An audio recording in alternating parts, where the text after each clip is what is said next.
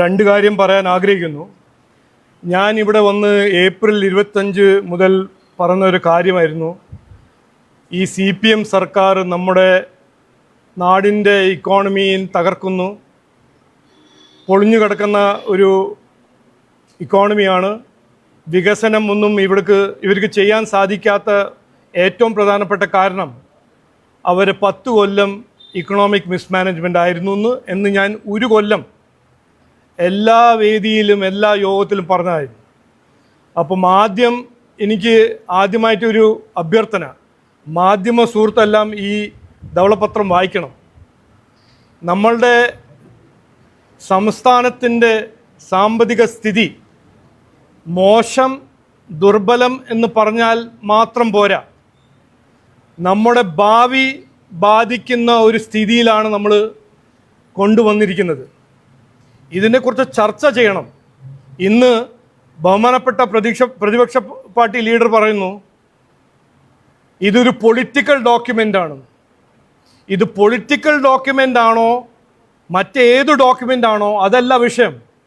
ആ ഡോക്യുമെൻറ്റിൽ പറഞ്ഞ യാഥാർത്ഥ്യം, ഈ 10 കൊല്ലം നടന്ന മിസ്മാനേജ്മെൻറ്റ്, അതിനെക്കുറിച്ച് പൊതുസമൂഹത്തിൽ എല്ലാവരും ചർച്ച ചെയ്യണം, മനസ്സിലാക്കണം. അതാണ് വിഷയം. ഞങ്ങൾക്കിപ്പോൾ ഒരു കാര്യം പിടിച്ചിട്ട് അതിനെക്കുറിച്ച് പറയാനോ മറ്റൊരു കാര്യം കിഫ്ബിനെ കുറിച്ച് പറയാനോ അത് മാത്രമല്ല, ഈ സ്ഥിതി കൊണ്ടുവച്ചിരിക്കുന്നത് ആരാണ്, എന്തുകൊണ്ടാണെന്ന് നമ്മൾ ചർച്ച ചെയ്യണം. അസംബ്ലിയിൽ ചർച്ച ചെയ്യണം, നമ്മളെല്ലാവരും ചർച്ച ചെയ്യണം. പിന്നെ മുൻ ധനകാര്യമന്ത്രി ഇന്ന് പറയുന്നു ഇത് രഹസ്യമായി വെക്കണം. എന്താണ് രഹസ്യം? എന്തുകൊണ്ടാണ് സീക്രറ്റ്? ഇംഗ്ലീഷിലൊരു വാക്കുണ്ട്, പബ്ലിക് ഫൈനാൻസസ്,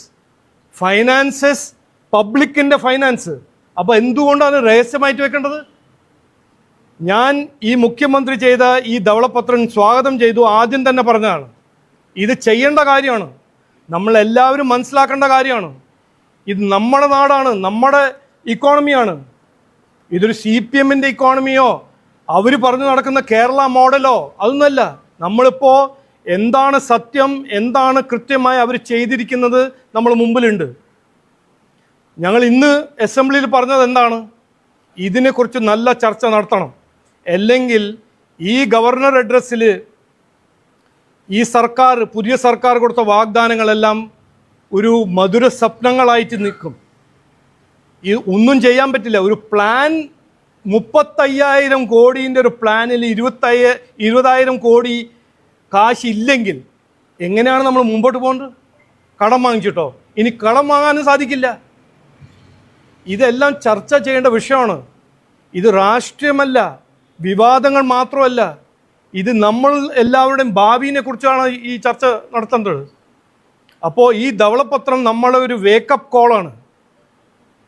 പിന്നെ ഇന്നിപ്പോൾ കോൺഗ്രസ് പാർട്ടിയാണ് ഭരിക്കുന്നത്, UDF ആണ് ഭരിക്കുന്നത്.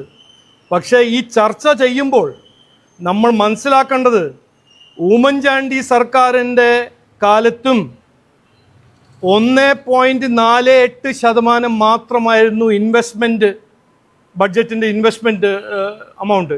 ഇന്ന് അത് 1.3 ആയിരിക്കുന്നു.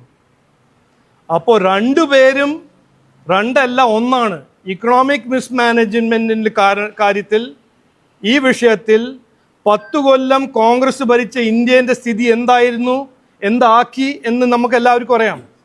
ഉമ്മൻചാണ്ടി സർക്കാർ എന്ത് വിട്ടുകൊടുത്തു അതും അറിയാം.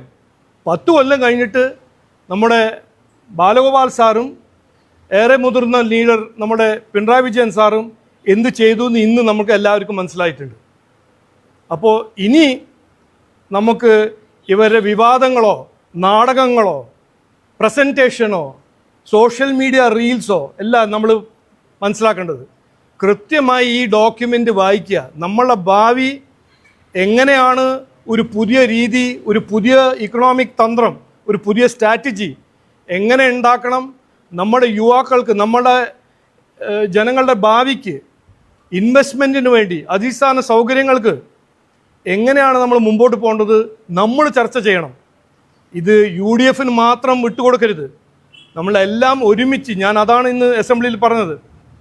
ഇതിൽ ബഡ്ജറ്റ് സെഷനിൽ നമ്മൾ ഭാവിയെക്കുറിച്ച്, വരാൻ പോകുന്ന കാലത്ത് നമ്മളുടെ ഇക്കണോമിക് സ്ട്രാറ്റജിനെ കുറിച്ച് ഒരു നല്ല ഓപ്പൺ ട്രാൻസ്പെറൻറ്റ് ചർച്ച നടക്കണം.